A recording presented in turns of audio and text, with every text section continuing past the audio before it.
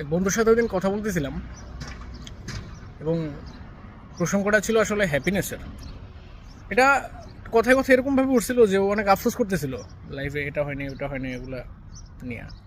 তো ওরে তখন একটা উদাহরণ দিয়ে বুঝাইছিলাম। উদাহরণটা আমি ভাবছিলাম যে সবার সাথে শেয়ার করবো একদিন, তো ভুলে গেছি পরে। তো আজকে আবার একটা রিল ভিডিও দেখে মনে পড়ছে।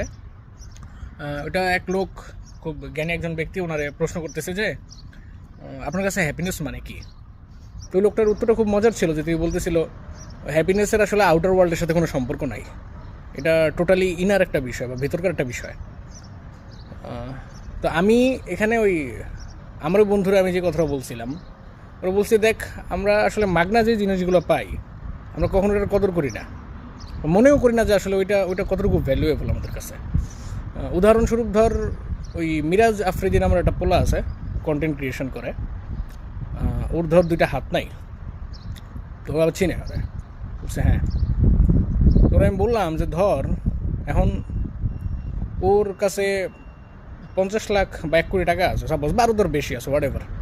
এখন কোনো একটা ডাক্তার তারা বললো যে আপনার ওই 2টা হাত প্রতিস্থাপন করা হইব এবং আপনি টোটালি একটা সুস্থ মানুষের হাত পাইবেন। It's not about something robotic, মানে সিমিলার কিছু একটা। তো এটা তো সম্ভব না। বলছি হ্যাঁ সম্ভব না, ধরে নে যে সম্ভব, ধরে এরকম কিছু একটা হইব যে সে সাধারণ মানুষের হাত পাইল। এখন সে ওই 2টা হাতের জন্য কত টাকা দিতে পারে বা কত টাকা ধর অনুমান কর। তো বললো যে ওর যা আছে সব কিছু।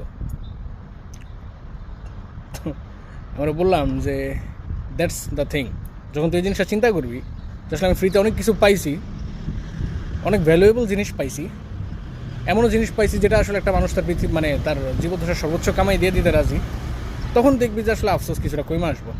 আর ওই আরেকটা বিষয় যে প্রত্যেকটা মানুষের ট্র্যাক আলাদা, প্রত্যেকটা মানুষের সাকসেস আলাদা, প্রত্যেকটা মানুষের জীবনের কী বলে এটারে গতি আলাদা।